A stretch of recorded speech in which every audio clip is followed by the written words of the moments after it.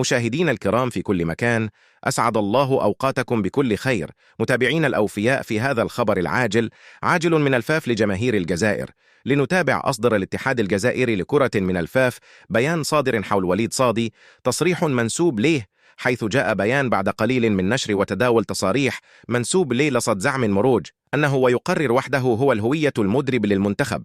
وقالت الفاف: لا أتواصل إلا عبر قنوات رسمية، واحذف تصريحات متداولة منسوبة لي، وأنفي أيضا ما يتم تداوله من أخبار ليس لها أي أساس من الواقع. وقالت الفاف في بيانها الجديد: نؤكد أن رئيس صادي لم يدلي بأي من هذه التصريحات، ولم يعطي أي من واعد التي يتم تداوله حاليا، حيث إن رئيس اتحاد الجزائر سيصرح الجميع عبر القنوات الرسمية التابعة للفاف، وسينقل على وسائل الاتصال الرسمية التابعة للفاف لا غير ختاما. المرجو الاشتراك بالقناة وتفعيل زر الجرس ليصلكم كل جديد. أراكم في الفيديو قادم إن شاء الله. إلى اللقاء.